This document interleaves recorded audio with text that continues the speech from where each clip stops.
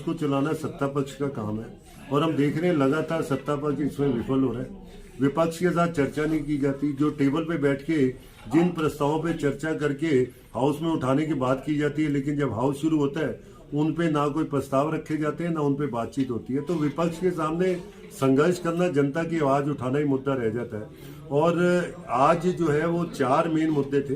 पहला तो यह है कि हर साल हाउस टैक्स के ऊपर एक एमनेस्टी स्कीम आखिर में आती थी, जिसमें इंटरेस्ट और पेनल्टी वेव ऑफ करके जनता को कहा जाता था कि आप अपना टैक्स ज्यादा से ज्यादा जमा करवाएं।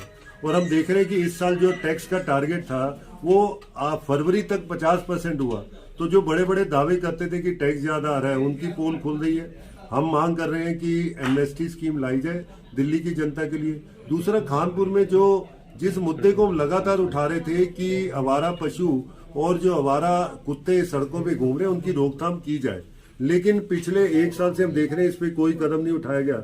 और एक दुखद मृत्यु एक दिल्ली के नागरिक की हुई तो उसके लिए 1 करोड़ रुपए का मुआवजा और आवारा पशुओं की रोकथाम के लिए ज्यादा फंड, नई गौशालाएं और ज्यादा गाड़ियों के इंतजाम है।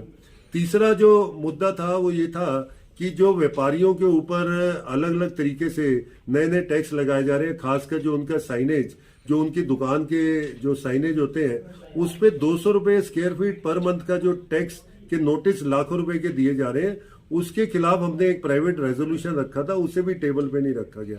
तो ये सारे मुद्दे हैं जिन पे हम जो है पक्ष सत्ता से मांग कर रहे थे, और लेकिन इन मुद्दों को उन्होंने उठाने नहीं दिया।